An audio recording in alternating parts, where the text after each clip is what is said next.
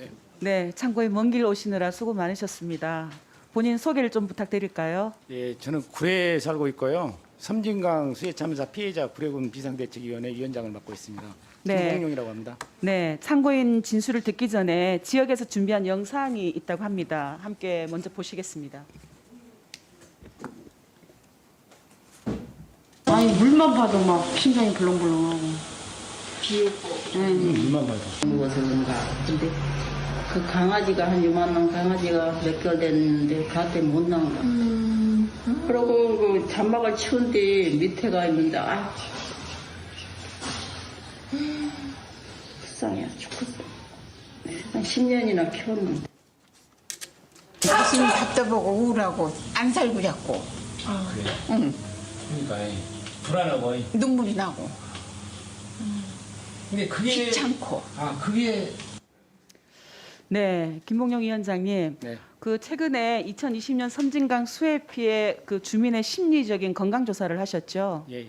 그 특별히 구례 지역 중에서 대상을 양정마을을 하고 진행을 한 이유가 있나요? 예, 양정마을은 여러분들도 이제 한 번씩 다녀가신 분들도 많이 있을 텐데요. 섬진강의 서시전뚝이 갑자기 붕괴돼서 마을을 덮쳤습니다. 그래서 양정마을은 소나 가축들을 많이 키우고 있는 마을인데 사람만 빠져나오고 수천 마리 소가 물 피해를 입었고 그리고 가축이나 축사, 농산물 등 모든 것들을 피해 주민들이 잃고 지금까지 이제 살고 있습니다. 그런데 지금 한 437일 정도 수해가 난 지 지나고 있는데 여기 정신적 피해에 대한 부분들은 전혀 방치되고 있었습니다. 그래서 저희들이라도 실태 조사를 좀 해서 이 문제를 해결해야 되지 않나 이런 차원에서 조사를 시작하게 되었습니다. 그 소가 지붕 위에 올라갔던 그 마을이죠. 예, 맞습니다. 네. 조사 결과가 좀 심각하다고 제가 들었는데요. 응답자 84명 모두가 트라우마를 경험하고 있다라고 했어요. 혹시 조사 결과를 직접 간단하게 좀 설명해 주실 수 있을까요? 예, 간단하게 말씀드리면요. 그 정신적 피해를 유발한 책임 기관으로 지금 이제 제시하고 있는 게 피해 주민들은 대부분 수자원공사와 그리고 정부에 있다 이렇게 이제 보고 있고요. 그리고 이제 정신적 부분 조사는 우울증 척도 조사와 불안 척도 조사를 했었는데 참여한 주민들 대부분이 심각한 우울 증세와 그리고 심한 불안 증세를 지금도 경험하고 있습니다. 그래서 저희들이 조사한 바로는 상당히 심각하다 이렇게 보고 있습니다. 그 전남대학교 예방의학과 전문가들하고 같이 자문을 받아서 진행하신 거죠? 이 조사는 우리 자의적으로 한 게 아니라 네. 지역사회 건강 심리 조사를 전국적으로 지금 전문기관에서 실시를 하고 있습니다. 네. 그런데 전문기관에 의뢰해서 하기는 저희들이 네. 뭐 예산도 없고 그래서 내용, 방법, 기법, 네. 통계 이런 것들을 자문을 받아서 저희들이 직접 시행을 했습니다. 네. 근데 이렇게 심각한 상황인데 혹시 그런 정신적인 상처를 극복하는데 지자체라든가 정부가 도움을 드린 게 있나요? 조사도 좀 했었는데요. 거의 97%가 국가나 사회로부터 심리적인 치료나 상담을 받아본 적이 없다. 이렇게 좀 대답을 했습니다. 그러면 주민들이 그 정신적인 피해를 극복하기 위해서 네. 가장 절실하게 요구하는 것은 지금 무엇으로 조사가 됐나요? 이것도 저희들이 이제 서술형으로 직접 주민들에게 적어보라 해서 이제 적은 것을 통계화한 겁니다. 저희들이 정신적 피해의 가장 치유 방법 대책이 뭐냐라고 물었을 때 의외로 이 많은 주민들이 표에서 보다시피 다른 피해 배상을 요구했습니다. 피해 배상이 돼야 경제적 어려움을 좀 딛고 일어서야 심리적 치료도 가능할 게 아니냐. 그리고 이게 되고 나서 빠르게 심리적인 트라우마 상태를 극복할 수 있는 이런 대책이 마련돼야 된다. 이게 주민들의 대부분의 요구였습니다. 네. 그 양정마을은 사람도 또 가축도 소조차도 지난해 수해 기억으로 트라우마를 겪으면서 밤잠도 못 자고 있고 불안해하며 지내고 있다라고 합니다. 오늘 참고인은 기후 재난이 사람의 심리적인 건강에 어떤 영향을 미쳤는지 그것을 여실하게 들어주는 그런 진술을 해주셨다고 생각을 하고요. 장관님, 그 기후 위기가 일상이 된 지금 이제 사실은 기후 재난으로 고통을 겪는 이들의 인권도 또 정신적인 건강도 국가가 더 세심하게 살펴야 한다고 생각을 하는데요. 물론 지금 국가인권위원회가 그 조사도 벌이고 있는 걸로 알고 있습니다. 그러니까 세월호 참사와 포항 지진의 경우에는 특별법에 따라서 안산 트라우마 센터를 운영하기도 하고 또 포항 트라우마 센터를 설치해서 심리적인 충격을 입은 주민들을 체계적이고 또 지속적으로 지원하는 그런 활동을 하고 있죠.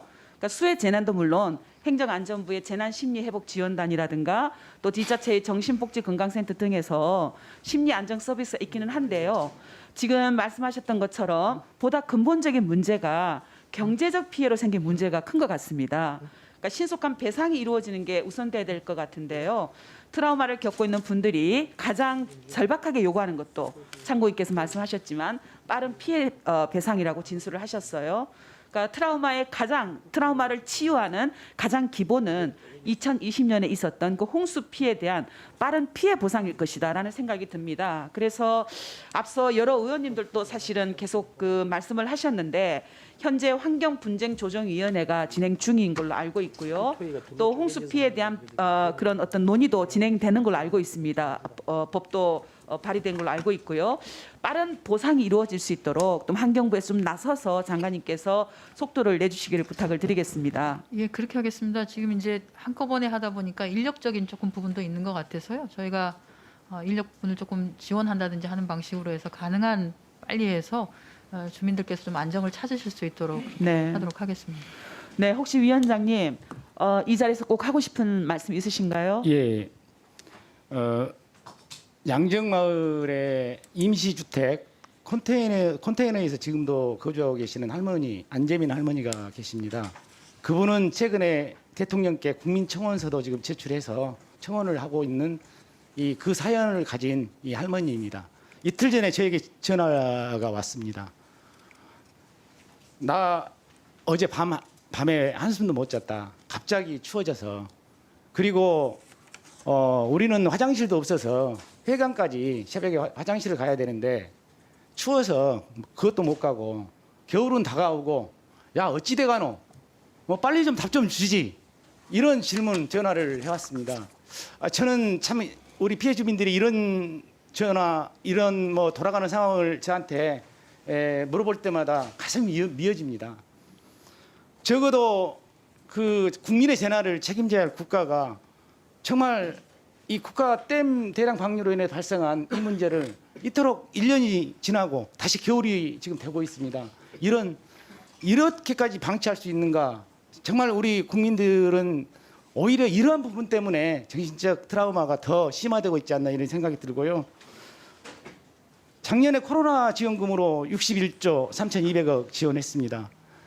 작년 전국의 5개 댐 17개 시군에서 발생했던 이 수해 피해 3,700억입니다.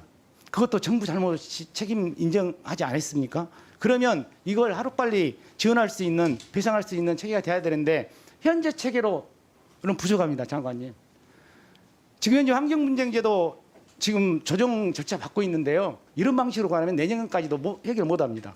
왜 그러냐면 이 수해에 대한 책임 기관이 11개나 됩니다.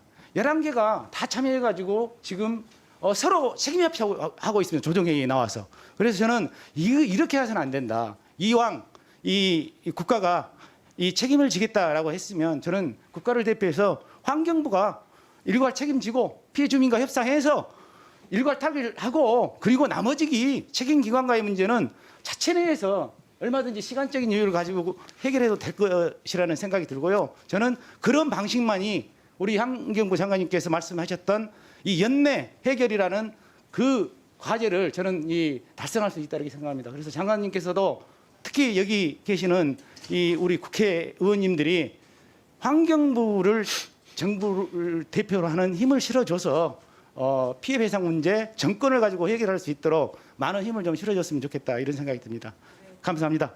네, 장관님 세계 들어서 조금 신속하게 해결될 수 있도록 해주시면 감사하겠습니다. 예. 그런데 저게 이제 분쟁 조정이라고 하는 일종의 행정 심판격을 가진 약간 사법적 기구이기도 합니다. 거기에서 일단 어쨌든 조정이라고 하는 결과액이 나와야지만이 그 다음에 그것을 어느 기관이 먼저 내고 나머지 국가 단위에서 다 정리를 한다 이건 할 수 있는데 고 단위가 먼저 된다라고 하면 그 후속 돈이는 후속 절차는 굉장히 좀 빨리 진행할 수 있지 않을까 하는 생각을 합니다. 예. 네. 예, 그러려고 하니까 저희가 이제 어쨌든 조정이 좀 빨리 조정위원회가 진행되도록 하겠습니다. 저 신속한 결론을 낼 수 있도록 예. 본부처 차원에서 적극적으로 지금 해결 의지를 보여야 될 것 같습니다. 네. 다음은 존경하는 윤준병 의원.